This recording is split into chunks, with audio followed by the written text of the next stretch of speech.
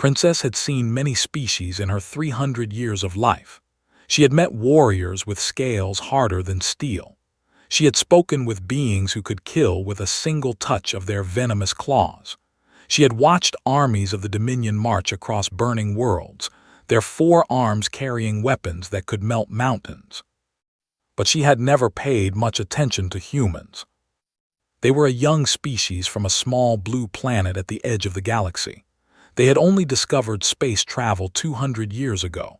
They had no natural weapons, no armor, no special abilities. Their bodies were soft and weak. Their lives were short, barely 100 years if they were lucky. The galaxy looked at humans and saw nothing worth fearing. So when the Galactic Council suggested a marriage alliance between the dying Empire and Earth, accepted without much thought. Her empire needed allies. The humans needed protection. It was a simple trade. She would marry one of their males, and in return, Earth would send resources to help fight the coming war against the. She expected very little from her future husband. The day he arrived, stood in the great hall of her father's palace. The emperor sat on his throne behind her, too old and sick to stand for long. Around them, hundreds of nobles watched with curious eyes. Their blue skin glowed softly in the light of the crystal chandeliers. Their silver hair moved like water even without wind. They were beautiful. Everyone in the galaxy agreed on this. They were tall and graceful, with faces that looked like art and voices that sounded like music. They had ruled 1,000 worlds for 10,000 years. And now their princess was marrying a human. The doors opened, and got her first look at her future husband. He was not tall by standards, barely reaching her chin. His hair was black and cut short. His skin was a warm brown color, darker than the pale around him. He wore a simple dark suit, nothing fancy, nothing impressive. He walked into the hall alone. No guards, no servants, just a single human male facing a room full of aliens who could snap his neck without trying. And he was smiling. Watched him approach. She studied his movements, looking for any sign of strength or danger. She found nothing. He walked like a man taking a pleasant stroll through a garden. His hands hung loose at his sides. His shoulders were relaxed. His eyes were soft and warm, crinkling at the corners as he smiled at her. He stopped in front of her and bowed deeply. It was a human gesture of respect. She had read about it in the cultural files. "Princess," he said, his voice was quiet and gentle, "thank you for accepting me." Behind her, she heard one of her advisors whisper to another, "This is the best they could send. He looks like he would lose a fight to a child." Said nothing. She simply nodded and led him to the ceremony. The bonding ritual was ancient. It had been used by royalty for thousands of years. The priest spoke words in the old language. Candles were lit. Vows were exchanged. And then came the blood exchange, the most important part. A servant brought forward a small silver knife. The priest explained that both parties must cut their palms and press their hands together, mixing their blood as a symbol of their union. Took the knife first. She had done this before in practice ceremonies. The blade was sharp and she made a quick cut across her palm. Blue blood welled up from the wound. She barely felt it. Then she handed the knife to. He took it calmly. He looked at the blade for a moment, then pressed it to his palm and drew it across. Red blood appeared, bright and strange against his brown skin. Notice something interesting. His pupils had changed. For just a fraction of a second they had grown larger, sharper. Something had flickered behind his eyes, something fast and alert. Then it was gone and he was smiling again, holding out his bleeding hand. They pressed their palms together. His blood was warm against hers. "It is done," the priest announced. "They are bonded." The hall filled with polite applause, looked at her new husband.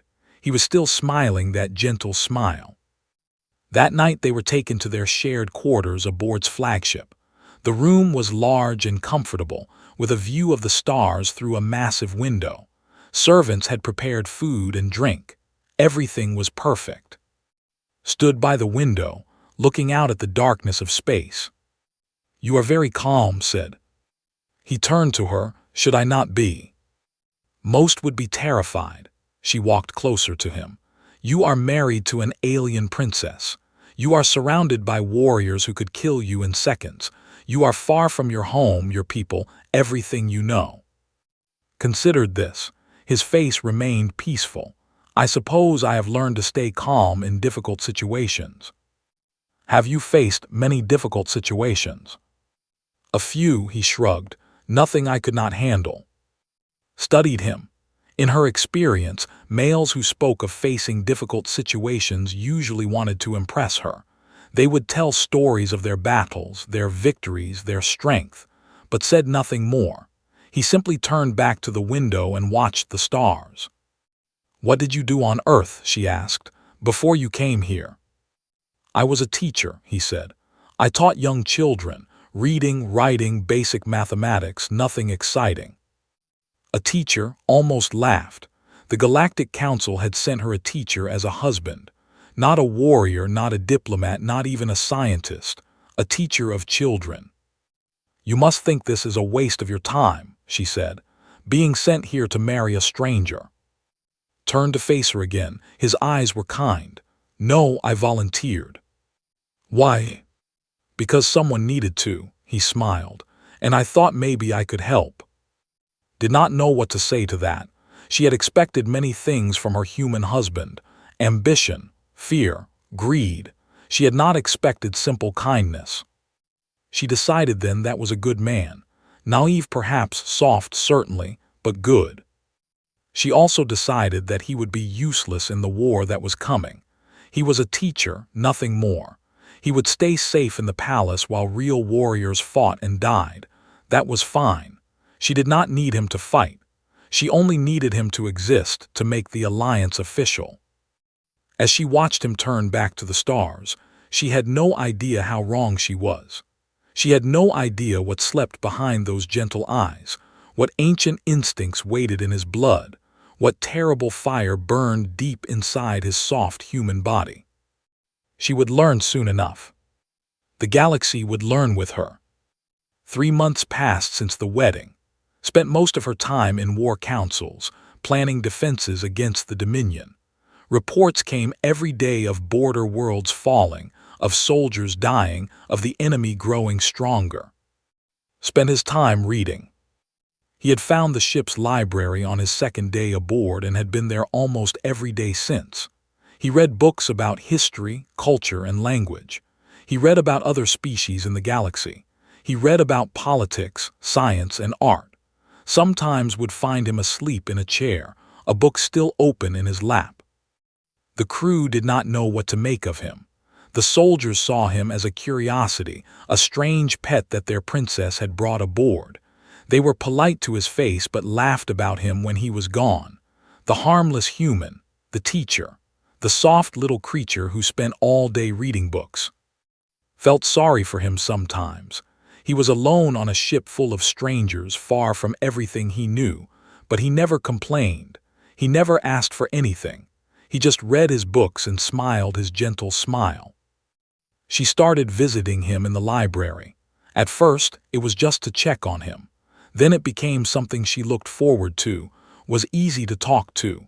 He listened well and asked good questions. He did not try to impress her or flatter her like other males did. "You are learning our language very fast," she said one evening. Looked up from his book. "I had good teachers back on Earth. They helped me prepare." Still, 3 months is not a long time. Most species take years to learn. He shrugged. "Humans are good at languages. We have thousands of them on our planet. Most of us grow up speaking at least 2 or 3. Sat down across from him. "Tell me more about Earth. I have read the files, but files only say so much." Closed his book. "What do you want to know?" "Anything, everything. I am curious about the world that made you." He thought for a moment. "Earth is a dangerous place. I know we do not seem dangerous to you. We are small and soft compared to most species, but our planet is not soft. We have storms that can destroy cities. earthquakes that swallow mountains, oceans that can kill you in a dozen different ways. And yet you survived. We survived because we had to. His eyes grew distant. Humans are stubborn. When something tries to kill us, we do not run. We find a way to fight back. We always find a way. Leaned forward. What do you mean? On Earth, there is a type of hunting called persistence hunting. Our ancestors did not have claws or fangs. They could not run fast like other predators, so they did something different. They would chase their prey for hours, sometimes days. They would follow it until it collapsed from exhaustion. They would not stop. They would never stop. That sounds terrible. It was effective, smiled, but there was something strange in his eyes. Humans learned very early that the key to survival is not strength, it is endurance, the ability to keep going when everything tells you to stop. Remembered this conversation later that night. She could not sleep, so she walked through the ship's corridors. When she passed the quarters she shared with, she heard something strange. Silence. She opened the door quietly and looked inside. Was asleep in bed, but something was wrong. His body was too still.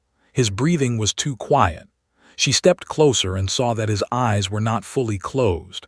There was a tiny gap, and through it she could see his pupils moving back and forth.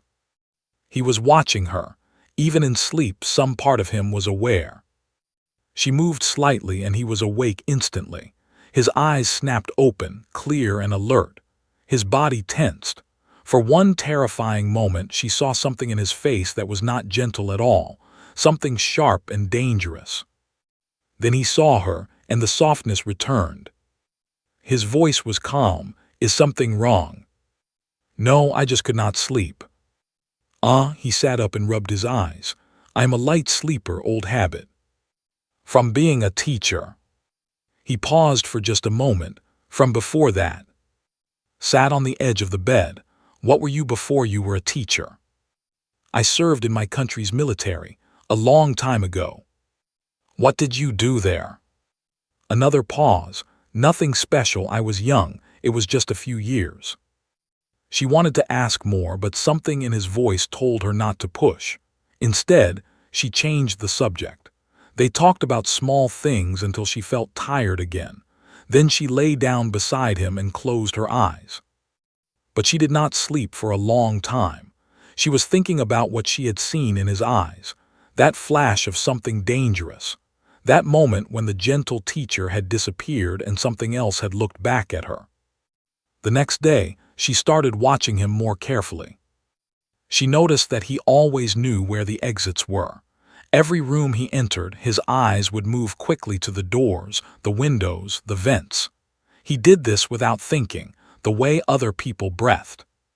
She noticed that he watched the guards, not obviously but in small glances. He was learning their routines, their schedules, their weaknesses. She noticed that when they ate together, he always sat facing the door. His back was never to an entrance. These were not the habits of a teacher. These were the habits of something else entirely. One night she asked him directly, "You said you served in the military. What unit?" Set down his cup. He was quiet for a long moment. "There are some things I cannot talk about," he said finally. "Not because I do not trust you, but because the memories are not pleasant." "Were you in combat?" "Yes." "Did you kill people?" He looked at her, his eyes were sad. "Yes." "Many?" "Enough." The room was silent, did not know what to say. She had killed in battle too. She was a princess, but she was also a warrior. She had led armies and watched enemies die by her command. But somehow, hearing admit to killing felt different. It felt like seeing behind a mask.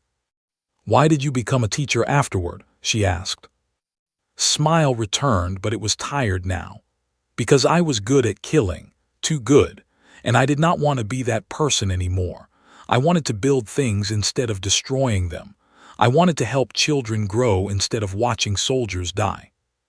"Did it work?" "For a while." He looked out the window at the stars. "I thought I had left that part of me behind. I thought I had become someone new.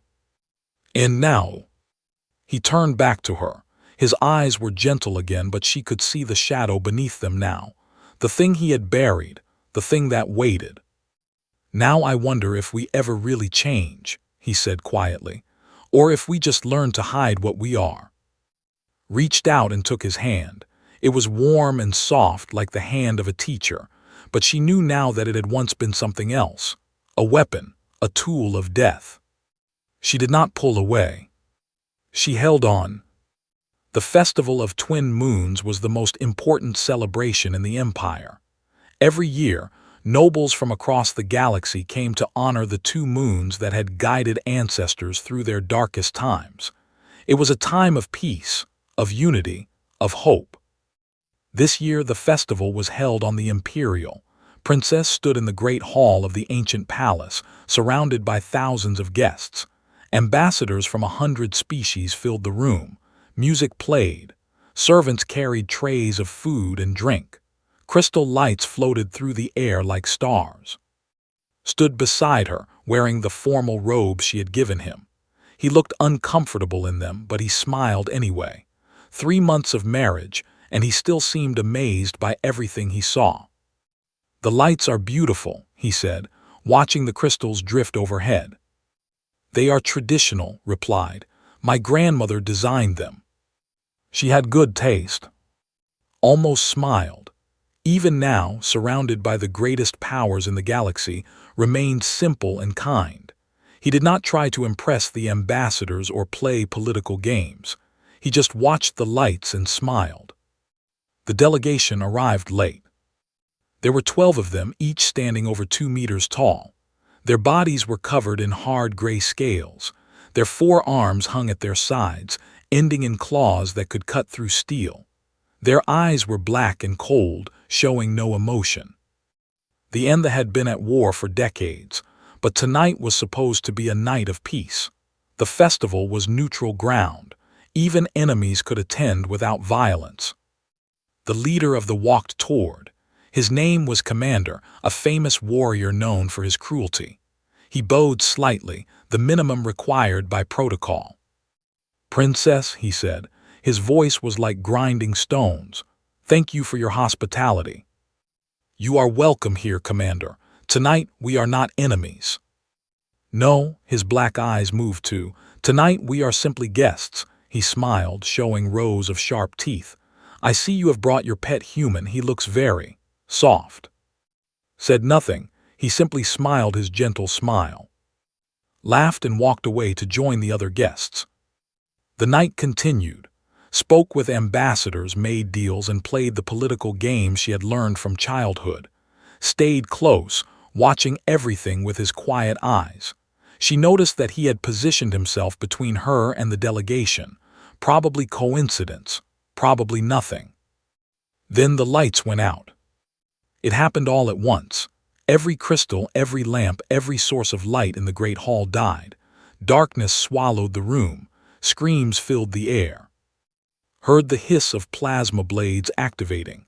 She heard the sound of bodies falling. She heard guards dying around her, cut down by enemies they could not see. They had betrayed them. The festival was a trap. She reached for her ceremonial dagger, the only weapon she carried. Her eyes were adjusting to the darkness, but too slowly. She could hear heavy footsteps approaching. She could smell the metallic scent of warriors. A massive shape appeared in front of her. Commander, his 4 arms spread wide, his claws extended. His black eyes gleamed in the faint light from distant windows.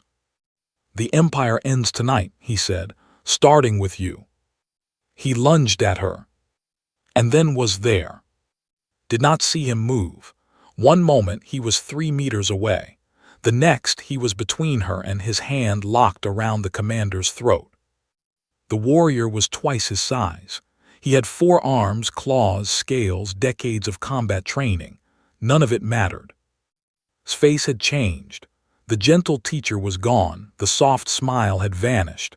What remained was something else entirely, something ancient, something terrible. His eyes were different now. Wider, sharper, fixed on his target with a focus that was almost inhuman. His body moved with a speed and precision that had never seen in any species. Swung his claws, twisted aside, still holding the commander's throat. He moved like water, like smoke, like nothing solid at all. His free hand shot out and struck's elbow. The joint bent backward with a crack that echoed through the hall. Screamed. Did not stop.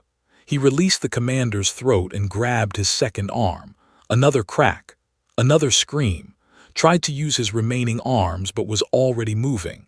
He ducked under a wild swing, came up behind it and wrapped his arms around the warrior's neck. 3 seconds. That was all it took. His body went limp, released him, and the commander fell to the floor like a puppet with cut strings. The other assassins rushed toward them. Turned to face them. In the darkness could see his silhouette. He was standing perfectly still, perfectly calm, waiting. The first assassin reached him, moved. The assassin died. He did not use weapons. He did not need them. His hands found throats, joints, weak points in armor. He broke bones with his bare fingers. He crushed windpipes with his palms. He killed with a cold efficiency that made blood freeze. She had seen warriors fight before. She had seen soldiers, generals, champions. None of them moved like this. None of them killed like this.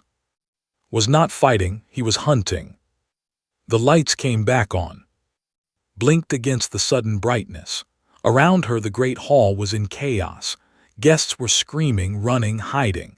Guards were rushing in from the corridors, weapons drawn. In the center of the room, stood surrounded by bodies. 8 assassins lay dead at his feet. Blue blood covered his robes, his hands, his face.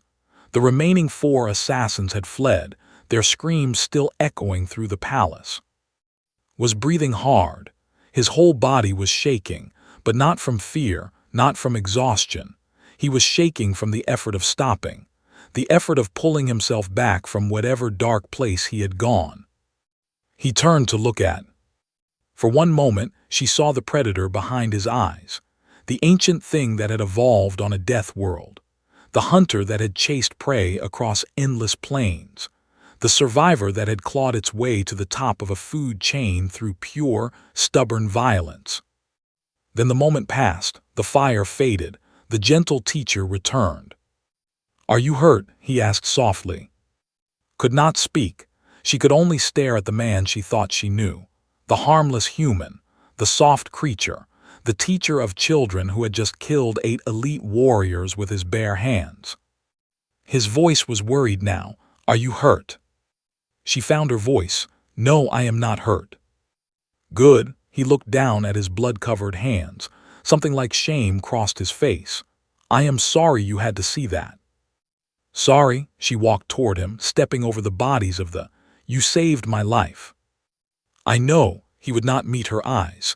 "But that is not who I wanted to be, not anymore." She reached him and took his bloody hands in hers.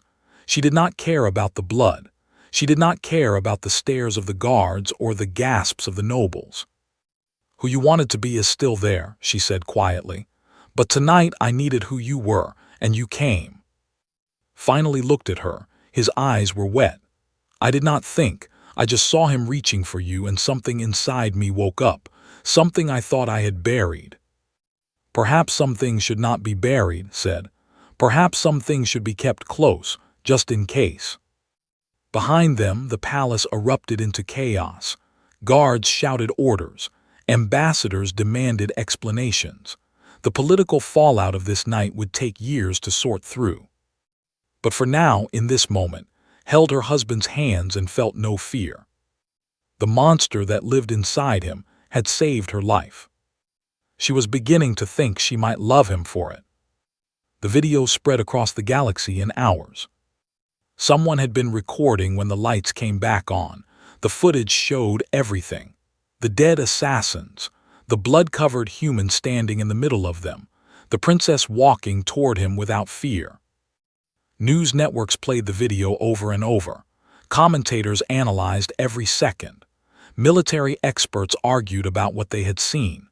How had a single human, with no weapons, killed 8 elite warriors in complete darkness? The Dominion demanded answers. They sent angry messages to Earth, to the Empire, to the Galactic Council. They wanted to know what kind of monster the humans had sent, what cybernetic enhancements had been implanted in him, what drugs had been used to make him so fast, so deadly. Earth's response was simple: he used his hands. They did not believe it. No one believed it. Humans were soft creatures, harmless, weak. Everyone knew this. But everyone was beginning to wonder if they had been wrong. On the Imperial faced a council of advisors. They sat in a long room with tall windows. Outside, soldiers patrolled the gardens where, just 2 days ago, assassins had tried to kill their princess. "The human must be examined," one advisor said. "We need to understand what he is." "He is my husband," replied coldly. "He is a weapon," another advisor argued. "A weapon we do not understand. The Galactic Council will have questions. Our allies will have questions. We must have answers." Stood up, the room went silent. "Saved my life," she said. "He killed our enemies with his bare hands while your soldiers were still dying in the dark. And now you want to examine him like some kind of animal." "Princess, we are only thinking of the Empire." "The Empire would have a dead princess if not for him." Her voice was ice. "This discussion is over. Leave now." The advisors left without another word. That night found in the palace gardens. He was sitting on a stone bench, looking up at the stars. The twin moons hung low in the sky, casting silver light across his face. She sat beside him without speaking. For a long time they watched the moons together, then spoke. "You want to know the truth?" "Yes." He took a deep breath. "I told you I was a teacher. That was true. I taught children for 15 years. Reading, writing, basic mathematics. I loved that job. Those kids were everything to me.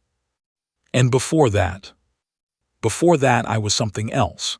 He paused. "On Earth there are special military units.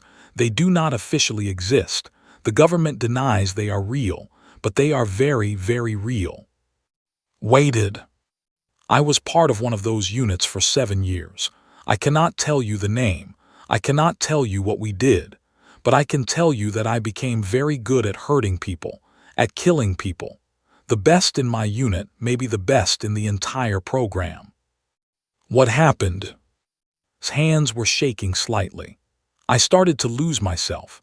The person I was before the training, before the missions, he started to disappear. I looked in the mirror one day and did not recognize the man looking back, so I left. I buried that part of me as deep as I could. I became a teacher. I built a new life. But it never really went away." "No," he finally looked at her. "It was always there, sleeping, waiting. I thought I had control over it. I thought I could keep it buried forever." He smiled sadly. "Then I saw that reaching for you and it woke up. All those years of trying to be gentle, trying to be good, trying to be normal, gone in 1 second." Moved closer to him. "You saved my life. That is not something to be ashamed of." "I killed 8 people with my bare hands. I did not even think about it. My body just moved." His voice cracked. "Do you know what I was feeling while it happened? Nothing. I felt nothing. I was a machine, a weapon. That is what they made me." "That is what they tried to make you," took his hand. "But you are also the man who chose to become a teacher, who chose to help children, who chose to volunteer for this mission because you thought you could help. The weapon is only part of you. It is not all of you." Stared at her. "You are not afraid of me." "No." "You should be. Everyone should be." Smiled. "Perhaps, but I have a secret too." She leaned closer. "I chose you." "What?" "The Galactic Council gave me 12 candidates for this marriage. Warriors, diplomats, scientists, nobles. I read all their files, and I chose you." "Why? I was a teacher. I had nothing special to offer." "Your public file said you were a teacher, but I have access to things the public does not see. I read your classified file. The one that described your military service, your training, your skills. His face went pale. You knew from the beginning. I knew you had been dangerous once. I did not know you still were. She squeezed his hand. I chose you because the Empire needs more than politicians and diplomats. We need someone who can protect us when everything else fails. I just did not expect to need that protection so soon. So I was always meant to be a weapon. No, his voice was firm. You were meant to be a choice. You could have lived your whole life here as a gentle husband, reading books, learning our culture, being kind. She paused. But if something threatened us, I wanted someone who could fight, someone the enemy would not see coming. Was silent for a long time. When he spoke again, his voice was quiet. What do you want from me now? The same thing I wanted before. Be my husband, be gentle, be kind. Read your books and smile your smile. She lifted his chin so he would look at her. But when darkness comes, when enemies try to hurt the people we love, I want you to wake up again. Can you do that? It is dangerous. Once that part of me wakes up, it is hard to put back to sleep. Then we will find a way together. Looked at her for a long moment. Then slowly he smiled. It was not his usual gentle smile. There was something else in it now, something sharp, something that knew exactly what he was capable of and had finally stopped being ashamed of it. Together, he agreed. Above them, the twin moons shone down on a princess and her human husband. Somewhere in the galaxy, the Dominion was planning their revenge. Somewhere, armies were gathering. Somewhere, war was coming. But for now, in this garden, there was only the two of them. The alien princess who had gambled on a dangerous man, and the human who had finally accepted what he was. The galaxy still thought humans were harmless. They were about to learn otherwise. 6 months after the assassination attempt, the galaxy had changed. The video of killing 8 assassins had been watched billions of times. Military academies studied it frame by frame. Scientists wrote papers about human biology, trying to understand how such a soft species could produce such violence. Politicians debated what this meant for galactic security. And everyone, everywhere, started looking at humans differently. Before, humans had been jokes, the young species, the weak species, the soft little creatures who had somehow stumbled into space travel. Now, when a human walked into a room, people moved aside. When a human spoke, people listened. When a human smiled, people wondered what was hiding behind those teeth. The Empire received messages from dozens of species. Not threats, requests. They wanted trade agreements, military alliances, cultural exchanges. They wanted to be friends with the Empire that had a human prince. Found all of this very funny. I am not a prince, he said one morning, reading the latest batch of diplomatic messages. You married a princess, replied. That makes you a prince. On Earth, it does not work that way. You are not on Earth, she smiled at him. You are on my ship in my empire, and I say you are a prince, so you are a prince. Shook his head, but he was smiling too. The months had changed him, not made him different, but made him more complete. He still read books in the library. He still smiled his gentle smile. He still talked to the ship's crew like they were old friends, not subjects. But there was something else now, a confidence that had not been there before. He no longer tried to hide what he was. He simply was. The crew had changed too. The soldiers who once laughed at the harmless human now treated him with deep respect. Some of them had started asking him to teach them, not how to fight, but how to stay calm, how to think clearly under pressure, how to be strong without being cruel.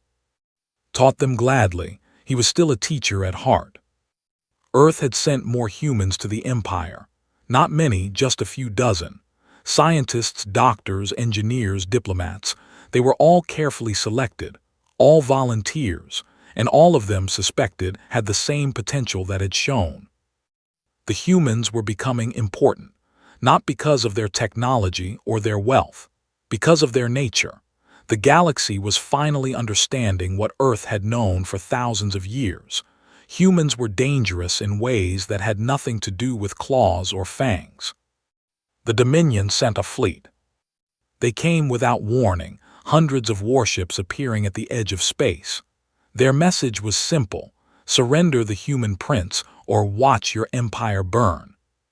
Called a war council, her admirals argued about strategy, her generals debated troop movements, her advisors calculated losses and gains. They talked for hours. Said nothing. He sat in his chair and watched, his gentle eyes moving from face to face. Finally asked him directly, "What do you think?" The room went silent. All eyes turned to the human. Stood up slowly. He walked to the window and looked out at the stars. "On Earth," he said, "we have a saying, 'Let sleeping giants lie.' It means that some things should not be woken up. Some things are too dangerous to disturb." "And what happens when someone disturbs them?" an admiral asked. Turned around. His face was calm, but his eyes had that look again, the sharp look, the dangerous look. "Then the giant wakes up," he said simply. The fleet advanced. They sent their own ships to meet them. For 3 days, battles raged across the border. Thousands died on both sides. They were strong, but they were fighting for their home. On the 4th day, something unexpected happened. 50 human ships appeared. They were small compared to the warships. They had no impressive weapons, no advanced shields, but they flew in perfect formation, moving like a single organism. The commander laughed when he saw them. Humans, what could humans do against his mighty fleet? He found out very quickly. The human ships did not try to win through firepower. They attacked the supply lines, their communication networks, their fuel ships. They struck fast and disappeared before they could respond. They fought like wolves hunting a bear, biting and running, never stopping. The fleet began to fall apart. Without supplies, their ships went dark. Without communications, their commanders made mistakes. Without fuel, their weapons stopped firing. In 2 weeks, the mighty invasion force was crippled. The survivors fled back to their own space, broken and terrified. The galaxy watched in shock.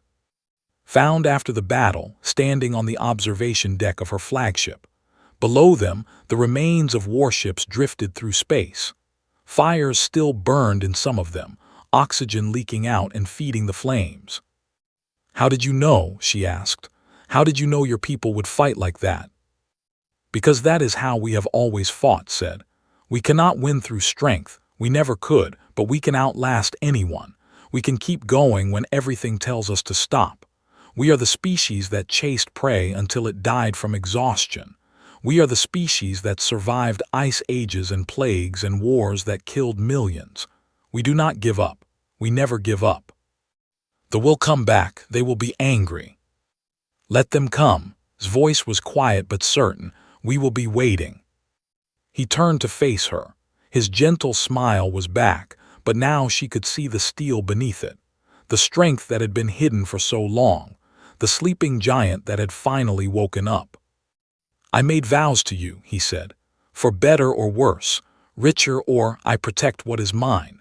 And you, this empire, these people who have become my family, you are mine now. They will learn this. Anyone who threatens you will learn this." Stepped closer and took his hands.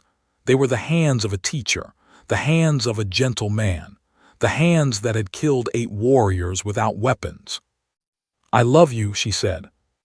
It was the first time either of them had said those words. Smiled. It was not the smile of a predator or a weapon or a monster. It was the smile of a man who had finally found his place in the universe. "I love you too," he said. Behind them, the twin moons of the rose slowly into view. Their light fell across the observation deck, silver and gentle, like a blessing on 2 people who had found each other against all odds. The war was not over. They would return. Other enemies would rise. The galaxy was full of dangers that neither of them could predict. But they would face them together. The alien princess who had gambled on a human, and the human who had proven that the softest creatures in the galaxy were also the most dangerous. Humanity was awake now.